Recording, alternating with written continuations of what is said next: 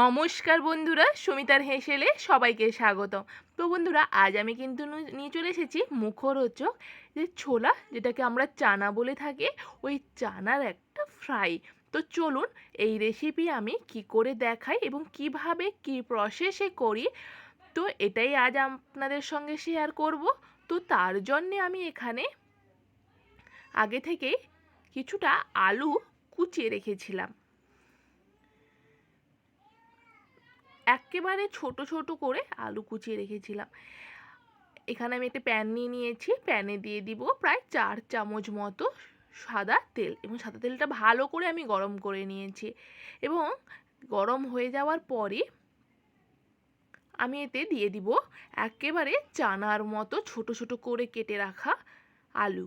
তো আপনারা চাইলে আলুটা নাও দিতে পারেন, কিন্তু আলুটা দিলে এত সুন্দর স্বাদ হয় যে বলার বাইরে। তো আমি আলুটায় যোগ করব হাফ চামচ হলুদ গুঁড়ো এবং 1 চামচ গুঁড়ো লবণ। এটা ছোট চামচ বলে আমি এখানে 2 চামচ মতো লবণ ব্যবহার করেছি, কিন্তু আপনার চা চামচ হলে ওটা 1 চামচই দেবেন।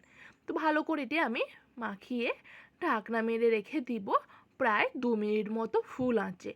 তারপরে আমি ঢাকনা খুলে দেখবেন ভাজা ভাজা মতো হয়ে গেছে। এরপরে আমি এখানে ছোলাটাকে সেদ্ধ করার জন্য একটি কুকারে দিয়ে দিলাম। এখানে আমি প্রায় 200 গ্রাম ছোলা ভিজিয়ে রেখেছিলাম প্রায় 6 থেকে 7 ঘন্টা। এবং দেখুন কতটা জলটা শোক করেছে ছোলা।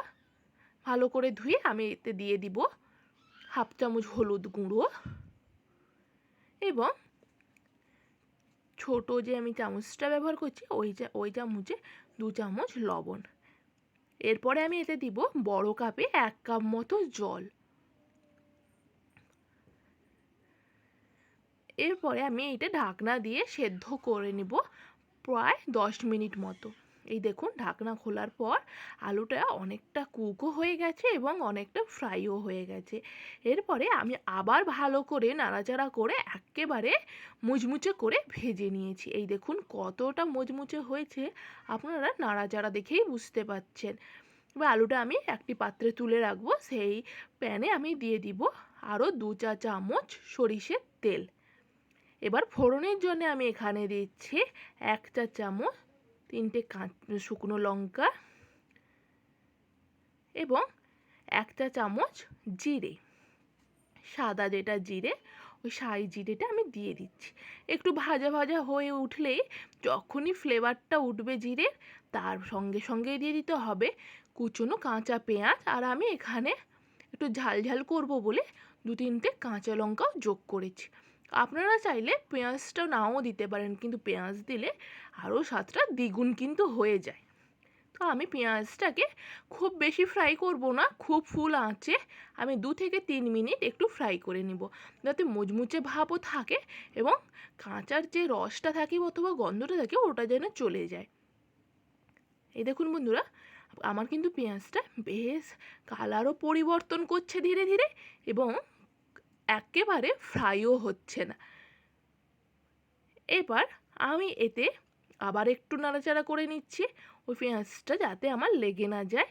এরপর আমি এতে যোগ করব ভেজে রাখা মুচমুচে যে আলুটা। এই আলু যোগ করে এরপরে আমি দিয়ে দিব সেদ্ধ করে রাখা ছোলা। তো এই সময় আপনাকে লক্ষ্য করতে হবে একেবারে গ্যাসের ফ্লেমটা একেবারে লো করে দিতে হবে এবং খুব তাড়াতাড়ি এই চানা, যেটা সবাই চানা বলে এবং ছোলাও বলে, সেই ছোলা তাড়াতাড়ি মিশিয়ে নিতে হবে সব উপকরণের সঙ্গে, নয়তো ছোলা শক্ত হয়ে যাওয়ার সম্ভাবনা থাকে যদি আমি বেশি আঁচে বেশিক্ষণ নাড়াচাড়া করি। তো এইভাবে আপনারা মুখরোচক চানা ভাজা অথবা ছোলা ভাজা বাড়িতে ট্রাই করতে পারেন। দেখবেন ছোটরা হয়তো কাঁচা ছোলা খেতে চায় না, কিন্তু এইভাবে করে দিলে এক নিমেষেই দেখবেন একেবারে ফিনিশ হয়ে যাবে। অথবা কোনো গেস্ট এলে এইভাবে গরম গরম পরিবেশন